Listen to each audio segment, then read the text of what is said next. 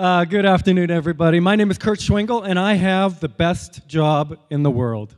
I'm a kindergarten teacher here in Santa Monica, California. There I am with my current class of kindergartners. And there I am with my first class of kindergartners. I've been teaching kindergarten for 17 years now. So my first class are all juniors in college, and I take full credit for all their successes. So I'm very lucky in that I get to watch the kids grow from Zoe then to Zoe now. And just to show you that kids don't change, there's Matthew still messing around in the background up there. And there's where I teach. Any Franklin kids here today? Let's hear it, Franklin. Right there. There's my classroom. And I have another job where I get to travel the country instructing teachers on creative teaching. And then after kindergarten gets out every day, I come down to Samo High where I'm the Samo High baseball coach. And boy, is it special when some of my ex-kindergartners make the baseball team. I was Eli and Robbie's teacher, and it only took until their sophomore year for them to get bigger than me. So what are we talking about today? We're talking about the game of life. And inherent in all games are competition. But you'll notice in life that a lot of these are unnecessary competitions. Take, for example, world education rankings. Okay? These come out every couple years, and the United States never fares well. And what does your gut tell you about this? Are we really that low on these? I would argue that just because they print these on the internet or in a newspaper, don't believe them. You know, they print our science rankings, and we're way down there. Anybody ever heard of NASA? You know, I look at these like Mark Twain did. You know, there are three kinds of lies. Lies, damn lies, and statistics. So I don't take these for what they are. Okay, and why would we believe these rankings? Are all of these countries taking the same test? No. Not everyone is taking the test in all the countries, and not all scores reported accurately. Okay? We've never lost a job because of a lack of education in this country. Okay? We lose jobs because workers in other countries will work for 30 cents an hour. Okay? We lose jobs to India in the computer programming industry, not because their programmers are smarter than us, because they work for less than us. Okay? These are not educational issues. These are economic issues that push these. So who's concerned about the world education rankings and why? Well, one entity that is, for some reason, is Exxon. You know, that global do-gooder, Exxon, is so concerned with our world's rankings that they've started this let's solve this campaign because they think they can fix it. And their answer to solving this world issue is to increase the standards and push the standards down even harder so that kindergartners are learning to read even earlier. Okay?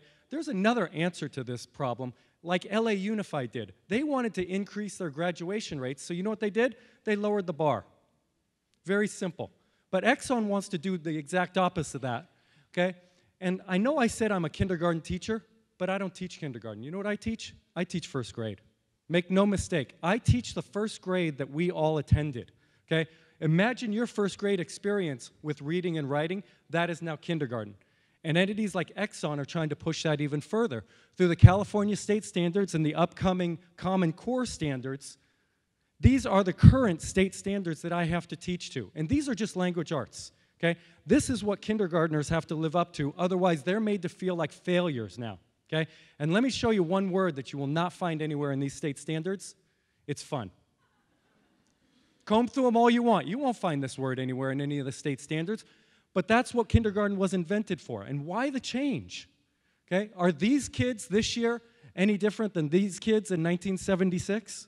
Okay? Is this kid on the left any different than this kid on the right 30 years later? Okay? Can everybody tell that's me on the left? These kids are exactly the same. Neither one of them can sit still.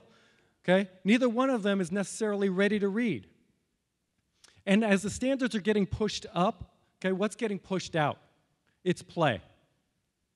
And kindergarten didn't just happen. What you have to understand is that it was invented, okay? It was invented by this man, Frederick Froebel, in 1837. Before that, children under 7 didn't go to school. They were seen as uneducatable, okay? But he said, no, I can teach these children, and he didn't want to teach them reading and writing. So in Germany, he started the very first kindergarten where kids were encouraged to play all day. It was a day of social growth and pure play. No reading and writing. They were meant to explore all day. And for those of you who remember kindergarten, you remember those blocks. Well, Froebel actually invented those blocks. Those didn't just happen. And when the next generation of teachers came along and they started putting letters on the blocks, he completely freaked out because he thought kindergarten should be a day of play and not academic rigor. And this is what you're handed when you become a kindergarten teacher nowadays. You're handed a boxed curriculum so that you can teach out of a box from a script and do worksheets all day. Okay, the state standards will have us turn this beautiful place of kindergarten into a worksheet factory where the kids are doing things like this all day instead of exploring and playing. And what are we creating? We're clearly creating a generation of kids who are not going to enjoy reading. So in 1995, when I became a teacher, I decided to start my own curriculum, and it's called Rock and Roll Kindergarten. And what it is, it's a year-long adventure of play for these kids. They need to play games all day long. Okay, and just in case you don't believe I teach kindergarten, look in the background there. That was you guys. That was you guys in kindergarten. That's what they do. So we go on a year-long learning adventure where we're solving mysteries, the search for the missing swordfish in the classroom. And we turn the classroom into CSI Santa Monica.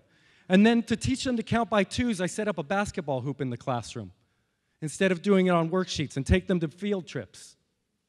To play baseball in class, learning the gross motor skills of hitting and throwing. And sorting, instead of sorting plastic teddy bears, sorting baseball cards. And we golf in class. To teach them their math facts to 10, I set up a 2-lane bowling alley. And then we study my favorite fairy tale, Star Wars. And to end the unit, we'll meet in the classroom. This is where I'm going to be next Saturday morning, meeting the kids in the classroom at 8:30 in the morning and watching all 6 Star Wars movies back to back to back to back, like every kindergartner should. This should be the state standard. And then Chewbacca brings us lunch. And then I set up a restaurant unit to teach the kids the art of balancing. And then we study Japan and learn Sudoku through pattern block Sudoku and take a sushi field trip. And we learn construction. And you can see it's a day of imagination and play all day long.